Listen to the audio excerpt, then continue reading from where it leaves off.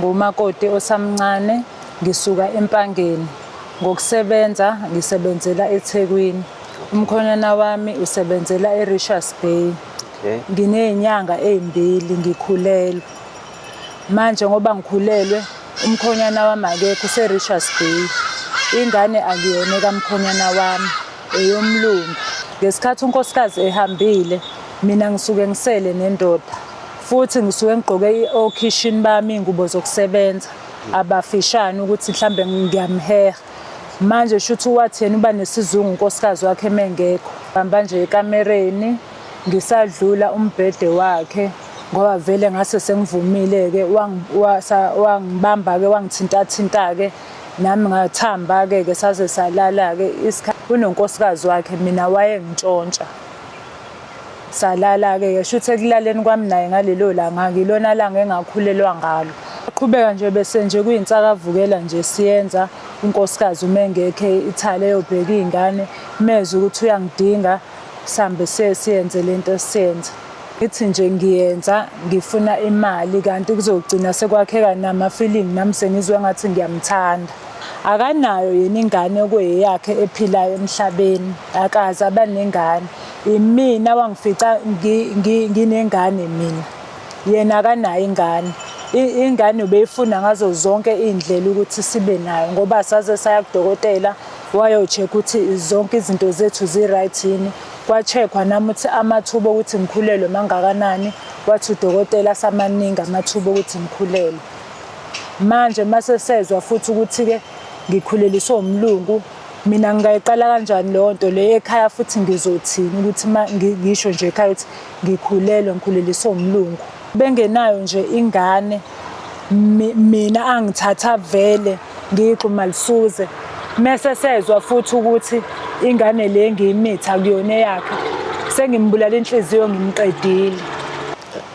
Nginibingelele ngiphinde nginamukele eMakhaya TV. Bafethu nodadewethu lapha emakhaya namhlanje sinomama usisi osibhalele kwinambolo yethu ethi 063 255 4738. Wathi Makhaya TV nginenkinga engifisa ukuthi ngizodlulisa, nami ngifisa ukuthi ngizogonyuluka, nami ngizocela usizo lenu nababukeli lapha emakhaya bengisiza ukuthi ngingenza njani kule nkinga engibhekane nayo. Bengakangitsheli-ke kodwa-ke ngesimo sokuthi useduzane uhlala la eThekwini kube lula ukuthi sidibane.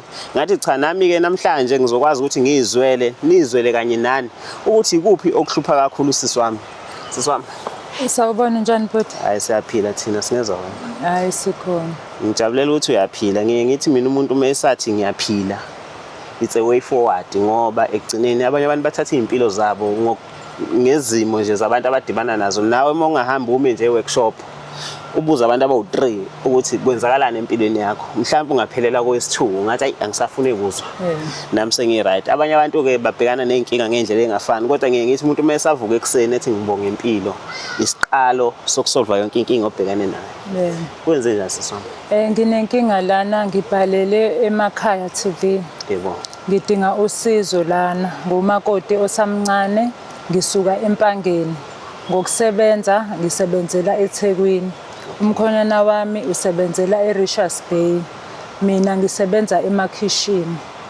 So ngoba ngisebenza emakhishini ngisebenzela unkosikazi nendoda.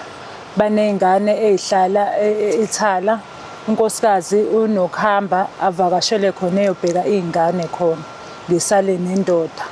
Indoda inakho lokho ukungishelashela ithi izofihla. Kodwa ngalokho nje ngiyiziba lento. Ithe lana yathi izongandisela umholo wami iwuphindaphinde kawu-4. So manje ngumakoti osamncane. Manje lento ibingiphatha kabi. So ngenxa yokubona iy'nkinga zami nanokuthi futhi ngiyafuna ukuthi ngibe yingxenye nami ngoba kufanele ngihambe ngiyobondisa kamkhonyana wami. Manje ngagcina-ke sengizwanile nalomlungu lona sathi sofihla. Manje inkinga yami ngoba ngize ngabhalela nina, ngicela ningisiza noma ngisazi ukuthi ngenze njani, isiyangihlula le nkinga. Nginey'nyanga ey'mbili ngikhulelwe. Manje ngoba ngikhulelwe, umkhonyana wami akekho use-Richards Bay.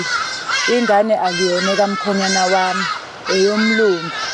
Manje nje angazi ukuthi ngizokwenze njani. Ingakho ngibhalele nina, ngicela usizo.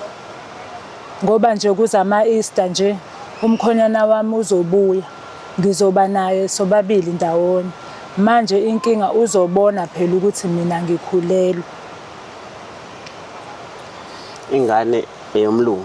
Ingane eyomlungu. Mbukeli lapha emakhaya ngiyathemba ukuthi usisi umzwisise kahle. Nginemibuzo enginayo, ngingathanda ukuthi size sicabange ukuthi sizokwenza njani no-anti ababukayo emakhaya nomalume ababukayo emakhaya beze bebe nemibono kanti khona mhlawumbe ulwazi esishoda ngalo. Ma uqala uqashwa ngabe waqashwa umlungu wakho wesimame noma wesilisa? Ngaqashwa uyena lo wesilisa. So lento yokuthi mhlawumbe akushele or yakhombisa ukuthi uyakufuna iqalaphi mawukuba umedem ukhona uyakuveza ukuthi umedem wakho izingane zise-Italy unokuyi-Italy. Iqala mayese Italy or iqale khona and mhlawumbe omunye umuntu engayibuza ukuthi umlungu wakho ezoze efune wena ingoba mhlawumbe umedem ugugile. Omunye umuntu uzothi hawu mhlawumbe nje uyu usisi wethu lo ade efike ecebheze emsebenzini. Cha, inkinga lana ubasi ubesala yedwa. Unkosikazi wakhe ahamba e-Italy ayobheka izingane. Ngesikhathi unkosikazi ehambile, mina ngisuke ngisele nendoda. Futhi ngisuke ngigqoke i-occasion bami ingubo zokusebenza abafishane ukuthi mhlambe ngiyamheha. Manje shuthi wathi yena uba nesizungu unkosikazi wakhe mengekho. Wase waqala-ke lento-ke ayiqala-ke sagcina-ke nami sengilale naye-ke ngalingeka-ke ingakho ngidinga usizo ngibhalele nina. Okay. Ngizokusho lokhu ngoba nami ngomuntu osekhulile ngokubuka izinto ezenzakalayo emhlabeni. Singasho noma singakujaji ngifuna uku-understand sisi wami la ekhaya simjaji umuntu sithi ngayo yonke indlela indaba fanele siyixazulule. Yebo. Abantu bazothi mabechitha bebethi abantu masithitha siqala ngekhondom. Yebo. Yabo. Omunye umuntu ethi hayike kwaze kwajwayela sayithola sesilala ikhondom singasayisebenzisi. Kuzoze kufike ekuthenini ke nimithisana. Ngabe ikhondom nani ngiyisebenzisa? Cha, ikhondom zange sisebenzise nje wangibamba nje ekamereni ngisadlula umbhede wakhe ngoba vele ngase sengivumile ke wangibamba ke wangithinta ke nami ngathamba ke saze salala ke isikhathi sokuthi abheke ikhondom futhi akanawo amakhondom waphela unonkosikazi wakhe mina wayengintshontsha. Salala-ke shuthi ekulaleni kwami naye ngalelo langa ngilona langa engakhulelwa ngalo ngoba inyanga elandelayo angizange ngisangena ey'nsukwini zami. Nomkhonyana wami naye wayese eno-2 months engabuyile ezobuya nje ngoba kuzozama-Easter. Okay. After ucansi lokuqala naqhubeka noma kwaba yinto ka-once off? Cha, saqhubeka nje bese nje kuyinsakavukela nje siyenza unkosikazi umengekho e-Italy eyobheka izingane meze ukuthi uyangidinga sihambe siyenze lento esiyenza. Ngiyafisa ukwazi lokhu for umbukeli emakhaya ukuthi ku-understand ukuvezela ukuthi nawe udinga imali wathembisa ukuthi uzokukhuphulela imali kakhulu. Yebo. Ngiyafisa ukwazi ukuthi wayikhuphula na and ngiyafisa ukwazi ngemizwa bebethi umuntu esifazane usebenzisa imizwa kuyo yonke into ayenzayo yothando. Ngabe wena wawuthi uyenza nje ukuthi nilale akunikele imali or khathi umqomi ngoba nawe wasumthanda or ukuthi isikhala sokuthi umyeni wakho wayengekho? Mina ngangithi nje ngiyenza ngifuna imali kanti kuzogcina sekwakheka nama-feeling nami sengizwe ngathi ngiyamthanda kodwa ngiyitshela ukuthi sizofihla phela. Uyabo imali wanginikeza nanokuthi-ke igrosa bese ngingasayithengi uyena bese ngithengela negrosa yasendlini angithengele nama-cosmetics aphinde futhi angiholele futhi. Uma khona unkosikazi wakhe besenza ngathi asazani ngibe yimaid mina ngisebenze ngenza into engijwayele ukuyenza nsuku zonke ngivalelise nangenjwayelo ngihambe ngibuye futhi nangakusasa. Unkosikazi mengekho siphinde futhi siqale into yethu. Manje senginenkinga-ke ngikhulelwe ingakho ngibhalele nina. Nanokuthi osekungiphatha kabi mina nginengane enginayo yentombazane izothi 21 this year ka-2004. engayithola ngaphandle. Mangithi ngaphandle manje sengiyingoduso yomuntu lo sisuka naye empangeni osebenzele eRichards Bay. Uzobuya nje ngoba kwama-Easter. Manje ngoba ezobuya uzofica endlini uzofuna phela ukuhlangana nami njengengoduso yakhe. Uzobona ukuthi sekushaya amanzi la ngikhulelwe mina. Kanti naye una 2 months engabuyile. Manje ingakho ngibhalele nina ngicela ningisize Nkosi yami ngikhathazekile angisazi ukuthi ngenze njani nasebusuku akusalaleki. Ubaba lo wakwakho lo osevelile nakini unazo yena ezinye izingane. Ikhona phela okungiphatha kabi yona into edala ukuthi ngize nginibhalele. Akanayo yena ingane okuyeyakhe ephilayo emhlabeni. Akaze abanengane. Imina wangifica nginengane mina. Yena akanayo ingane. Ingane ubeyifuna ngazo zonke indlela ukuthi sibe nayo ngoba saze saya kudokotela wayo-check ukuthi zonke izinto zethu zi-right yini. Kwa-checkwa nami ukuthi amathuba ukuthi ngikhulelwe mangakanani. Wathi udokotela samaningi amathuba ukuthi ngikhulelwe. Manje mase sezwa futhi ukuthi-ke ngikhuleliswe umlungu.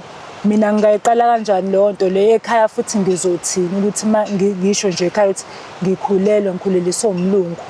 Nanokuthi kuyena umnyeni wami ngingabe ngimphatha kabi bese velile phela nasekhaya wakhokha nje impela inkomo ezu8. Mhlambe kuze singaze sigagamele ngokukuthanda kwakho. Yini mhlawumbe ungafisa ukuthi manje ngangisiza nje ngalokho ngingaba right? Inkinga ikhona phela lokho ngoba phela umkhonana wami akanayo ingane. Ngoba engenayo nje ingane mina angithatha vele ngixuma lisuze. Mase sezwe futhi ukuthi ingane le ngiyimitha kuyona yakhe. Sengimbulala inhliziyo ngimqedile. Angazi ukuthi ngenze njani. Cela ninginike isisombululo. Lokho ngizokusho nje ngokwami. Ngicathi ababukela emakhaya basazositshela ukuthi senze njani. Kodwa khona umuntu ongathi hawu sekwaba khona indlela zama-abortion manje. Angisho ukuthi ngithi yenze. Njengamanje sifuna ama-solution. Kodwa ke mazidlula ke kuleyo solution because ngoba phela nomlungu ngiyasaba naye ukumtshela ukuthi sengikhulelwe basi. Okay. Bengisathi ngizoya lapho ke ipoint lesibili. Usuya kusho ukuthi yasaba yini esabayo? Ukuthi phela unkosikazi wakho usabuyile ngapha nezingane zikhona ngizomtshela kanjani ngeke ngikwazi phela ukumtexta ngimsendele imessage uthi senginenkinga enje mina ngiyimedi lapha yana uma kwenzeka unkosikazi ayibona imessage ngoba phela makuzobuya unkosikazi udelete yonke into nje. Ekhaya kini ukhona umuntu obusuke wamxoxela ngale ndaba? Akekho umuntu nabokuqala nje enginibhalelile ngacela usizo kumina. Ngisho umngane wami akekho engimxoxelile nabokuqala. Mina ngokokwami ngazi angaganelwa futhi ngisase umfananyana nje kodwa ngiyaphila ke phela eSouth Africa ngiyibuka izinto. Ngibuka sisenenkinga yokuthi bawu4 abantu aba-involve kule nkinga le. Umlungu ukuthi egcineni makuba ingane ikhona fanele azi ukuthi unengane. Ngoba mina nje ngusithembiso kanti neMakhaya TV sikholela ukuthi ayikho ingane efanele ikhule ngenababa. Umnyeni wakho egcineni fanele azi ukuthi wena ukhulelwe and ingane akusiyona yakhe. Singazi ukuthi yena uzo-reacta kanjani.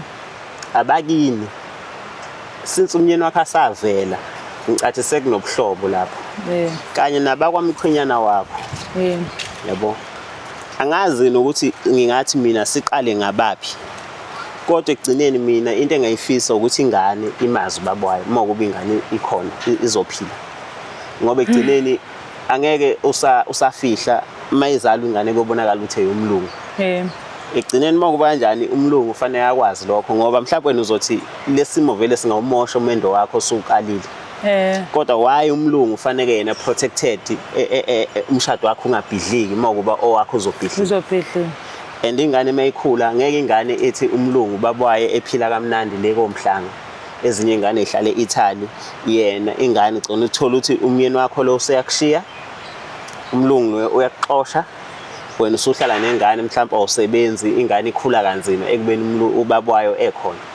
So nje ngicathi thina siyemakhaya TV singakuthiphisa ukuthi sisi khuluma nomndeni wakho. Mase kunje vele sekonakele. Yebo. Mhlawumbe ungahlawula la uhlawula khona uyohlawula kubo wamnyeni wakho. Kodwa wena khuluma nomndeni wakho. Yebo. Yabo. Number 2, umndeni wakho yiwo fanele mhlawumbe uyokubikela inkinga esikhona. Angazi bazokwenza njani ngoba phela la seku-involve nabakhongi. Uthumela umkhongi mhlambe ekhaya bakhulume nomkhongi. Into kanjalo seku-involve nabakhongi sekuyinto esithinta umndeni. Engicathi thina nathi siyemakhaya TV sengawukuthanda indaba masingathi sesiyangenelela lapho kodwa singakufisa ukuthi kwenzeke. Into esingangenelela kuyo thina engisho ukuthi umlungu azi ukuthi ukuqhekhisile. Ngikhulelwe. Lokho that's for sure. Ngicela ukubuza ke bhuti ngingenza kanjani ngoba amaholidi manje zibuyile ingane ithala zingapha noma wazo ulana manje isikhathi nama ngisithola ukuthi ngikhulume nobasi manje ngingenze njani ngilinde emva kwamaholidi ngenze njani ngoba nami uyabuya umkhonyana wami nje. Into engiyibona iyodwa umlungu busumthanda. Yebo. Nakho sumcabanga yabo manje ucabangela imizwa yakhe awusenandaba nawe njengoba manje kuye ucabangela imizwa yakhe ngoba wena usuyacabanga ukuthi ungammosheli umshado uyamprotect. Yebo. Akasekho umuntu ofanele aprotecteke la because omunye umuntu ebuka emakhaya uzothi why uprotect umlungu ekubeni uzolimazwa inhliziyo kamnyeni wakho. Yabo. Ungasaprotect umuntu kanti nawe ungasayiprotect. Yabo nje for effect ukuthi usibhalelile ngiyakuncoma ngalokho ngoba isiqalo sokuvuma ukuthi wenza iphutha. Yebo. Okwesibili ke umlungu naye wenza iphutha ngokuthi akushelaza ukuthi unomuntu naye akushelaza ukuthi unonkosikazi. Because egcineni mina ngingabuza ukuthi why khona la ekuthembisa khona umshado wena. Akukho la engithembisa khona umshado wangithembisa ukuthi uzongikhuphula nje imali. Yabo ukuthi kahle kahle singasho ukuthi mhlawumbe umlungu wayekuthenga kodwa egcineni mase kunje efanele sicabangela ingane khona. Yebo. Bese naye umlungu fanele akwazi lokho. Ubaba kwakho ke naye fanele akwazi ngoba egcineni mina ngiye ngithi iqiniso luma nqoba ngoba phela mengakubona ukuthi ukhulelwe engasuka egiye ungakamtsheli wena eyitshela ukuthi ingane yakhe. Okucabanga ukuthi komlimaza kangakanani eseyitshela ukuthi uzoba nengane wena bese uzomtshela ukuthi akusiyona yakhe. Ingakho mina bengakuthiphisa ukuthi ke asiqale sitshele umlungu ngimtshele bese ubika kini. Kusho ukuthi into efuneka ngiyenze ngoba ngiyenze njengoba isonto lizoqala. Definitely. Siza ngomlungu bese nawe namaholidays uhambe uyekini. Ufike nje ubabikela. Uma mhlawumbe uyakusaba lokho sesingaya nathi siyobabikela kini. Bese abakini yibo sebezokwazi ukuthi beqhubeke beyobika. Kusho ukuthi mina ke ngizocela ukuthi ngikhulume naye umlungu ngimtshele. Yebo. Ukuthi ke nginenkinga sengikhulelwe manje. Yebo. Mase sengimtshelile ngizobe sengibuyela kunina mase ke ngicela ukuthi ningisize sengiye ekhaya ke sengiyokhuluma le ndaba ngoba ekhaya ku street nakhona. Lapho siyamakhaya TV siyathembisa lokho sizokwenza ngokukhulu futhi ukuyinikela ngoba emakhaya TV sikholela ukuthi izimo zenzeka emhlabeni kodwa kufanele kufe umuntu akufanele kulimale umuntu ngoba ezinye izinto egcina seyilimaza abantu ibophisa abantu ngendlela ukuthi indlela kwathi mase kunenkinga eyahendlishwa ngayo ayihendlishwanga ngendlela efanele. Mhlawumbe manje ngikwenza isibonelo uma ungasho kini bebehamba abantu abadala bakini beye ngendlela eright kwamkhwenyana befike belibene umkhwenyana elibize sekumndeni etshelwe yebo komphatha kabi kodwa inqumo ezothathwa lapho zizomduduza ngoba mangathi umkhwenyana ethi uzokuvakashela ethola ukuthi umithi mhlawumbe ethe jabule bese nemtshotha ingane akuseyakhe kamlo nino babili endlini asazi kungenzakalani. Kodwa mase kufaka umndeni nawe uyokwazi ukuthi into engizoyenza kokwazi ukuthi yini. Angiyena abakubo bomtshela mina nabafabo noma wakho ukuthi mase kunje emntanami mase kunje emfowethu mase kunje dadewethu ehlisa umoya ayidlule uzomthola omunye umakoti. Angazi mhlambe manje sengabona nezinkomo ezibuyela kodwa asingakucabangi lokho. Into kufanele sicabange manje nje iyodwa ukuthi fanele kubikelwe abakini kubikelwe no kufanele ngiqale ngibikele yena ubasi wami. Umlungu fanele kazi. Mase ngimbikelile ngizobe sengimcela ukuthi ke ngicela ukuthi sengiye emakhaya ke ngifike ke ngilibike udaba nani ningilekelele lapha yana. sokusiza. ngendlela elokhulunywa ngalo. Kodwa kangazi ukuthi umbukeli emakhaya yena uyibona kanjani le ndaba. Siyacela ukuthi nani lapha emakhaya niqhubeke. Thina okwethu mase kunje ukuthi egcineni abantu ofanele beyazi le ndaba, kufanele beyazi ngoba egcineni umlungu akufanele ukuthi yena protecteke. Why umlungu kufanele simprotect? Egcineni ingane mayizalwa izobe imhlophe, ingane mayizalwa kufanele mokuba lezi ezinye iphila kahle, iphile kahle. Mhlawumbe asazi ubaba wayo uzoyithatha iphilise kahle, asazi. Kodwa nje into esifanele siyazi ukuthi ingane ifanele ibikwe. Nanini ke isisu sasibikwa. Egcineni wonke umuntu uyakwazi lokho. Kodwa nawe lapho umbukele emakhaya siyafisa ukuthi usinike imbono, sazi ukuthi siyenze njani. Ningakhohlwa abafethu sicela nijoin EasyBet ngokusebenzisa i-promo code ethi sithe 50. I-link ngizoyifaka la ngaphansi. EasyBet is the best. EasyBet nama option amaningi okubheja. EasyBet nje konke okwenzeka ngakho kuyakhanya and abantu bayawina. Angazi noma mhlawumbe sesikhona ade safuna ukusho. Hayi ngingabonga nje mangase ningisize ilokho nje engingakusho. Thina sokusiza sisi ngalendlela lezi sengiyibalile. Mhlawumbe futhi nababukeli so wafunda ama comment. Khona umbukeli ongaqhamuka ne comment ehlabahlosile. Nikhumbule babukeli lapha emakhaya, la emakhaya TV asijudge. Kepha siyabonisana. Asithi umuntu mase senkingeni bese sithi kodwa nawe sisi. Siye sesenza ukuthi simcomforte ingane ngisho ingona kanjani. Ithi mase shawe impilo ibuyela kubo. Abakwazi ukuthi abakubo befike beyixoshe. Kufanele fike beyamukele, beyisole makufanele beyisole, kodwa beyinike ixazululo. Yebo ngiyakuzwa. Siyabonga. Ngiyabonga bhuti.